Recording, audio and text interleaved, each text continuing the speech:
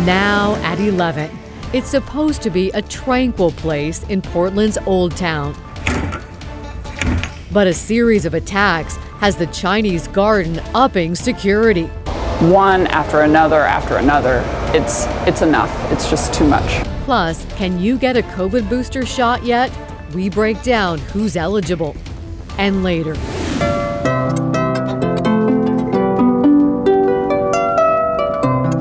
Creating beautiful music while struggling to survive on the street. I feel like I'm in quicksand and poverty is eating me.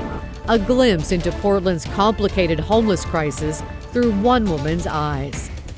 First at 11, dissension in Newburgh. After weeks of back and forth, the school board voted tonight to ban political symbols in schools. Good evening, I'm Laurel Porter. Thanks for joining us. This all started this summer when a director on the board suggested getting rid of Black Lives Matter and pride flags in district buildings.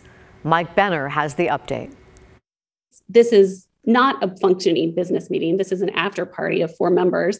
So I say let's just vote, get it over with. Like the many meetings before it, fireworks at the Newburgh School Board's virtual meeting Tuesday night.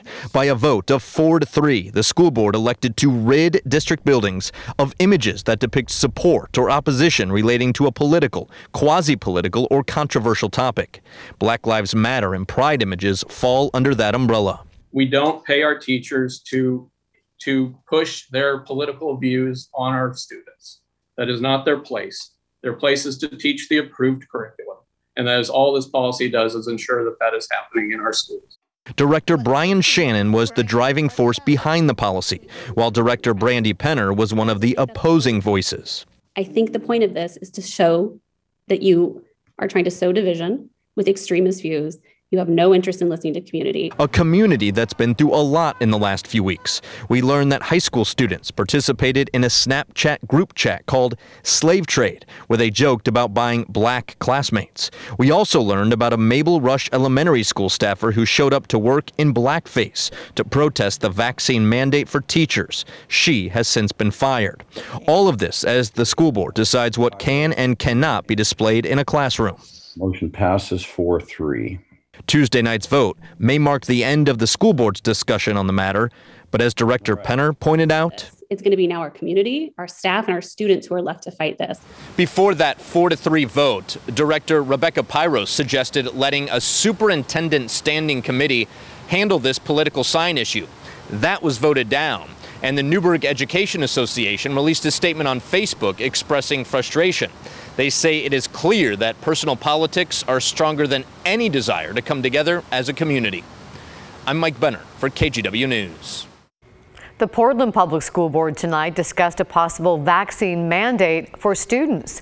They heard from public health officials, a pediatrician, and an emergency room doctor, all of whom supported getting more kids vaccinated.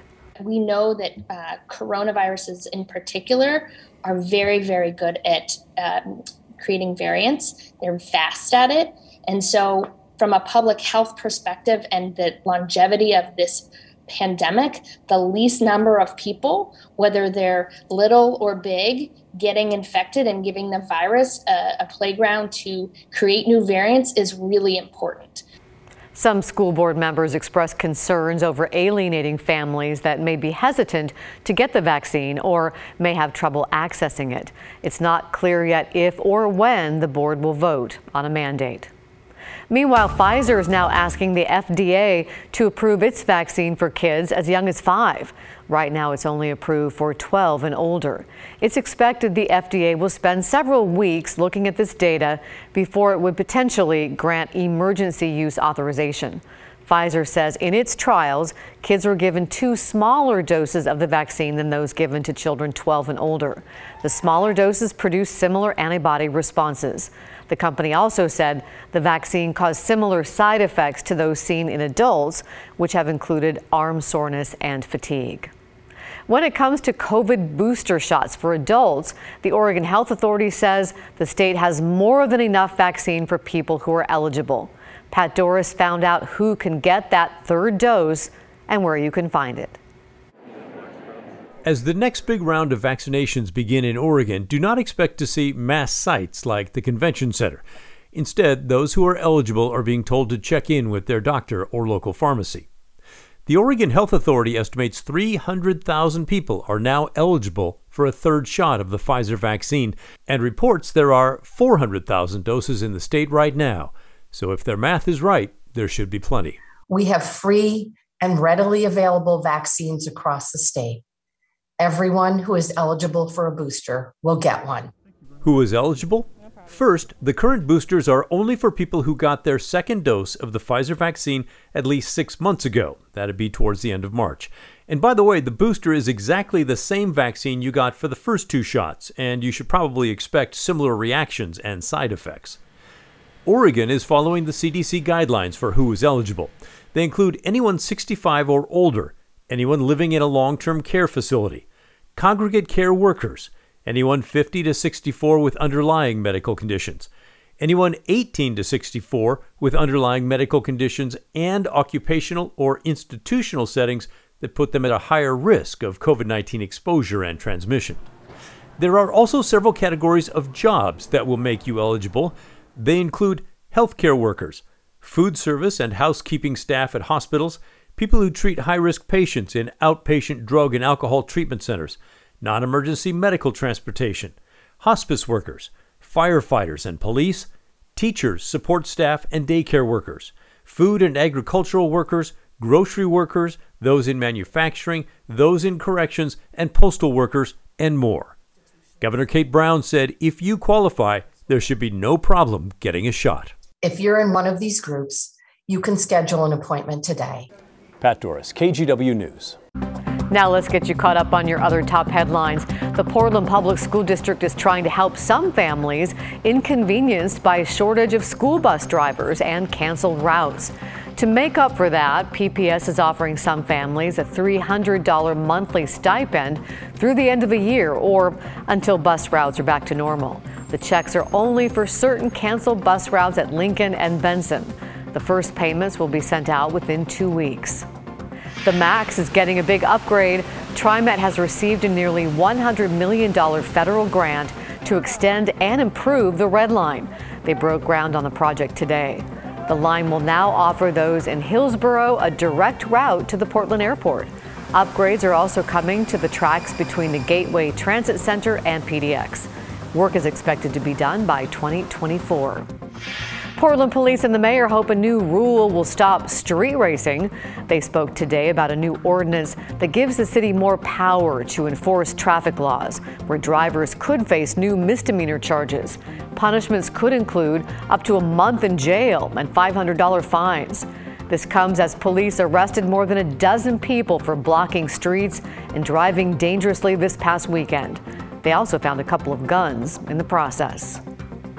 Portland's Old Town has been dealing with issues of crime and homelessness for years. In the middle of it all is the Chinese Garden, which is supposed to be a peaceful space. But now they have had to hire security because of a constant threat to workers, volunteers, and patrons. Dan Haggerty took a closer look at conditions tonight on The Story. The executive director of the Lan Su Chinese Garden sent out a letter to everyone involved with the garden explaining what the situation is there and how dire it is. I have had staff in the last week assaulted. I have had staff in their cars chased with people chasing after them with metal pipes. We had somebody die on the streets right next to Lan Su. We have had gunshots. All of this is too much to ignore and not address. We will do what is necessary for us to keep our staff, our visitors, and our volunteers safe. They've had to hire private security. They've already had to increase patrols of that security. They've been partnering with nonprofits to clean up the sidewalk. The city isn't doing it, they are. The workers have had to use a buddy system if they want to use public transit. They sent us some of the incident reports from the past few weeks. Things like this: a staff member was verbally threatened by a homeless woman. A staff member was physically assaulted on their way to work. A staff member was chased leaving work. A tent caught fire outside. Someone was using drugs publicly right in the front plaza. A man was found dead in his tent. A trash can was stolen from out front. And a woman used a rock in her sleeve to smash the front door. Oh, that's not going to take very long. Yep. Do you feel forgotten about by the people in this city?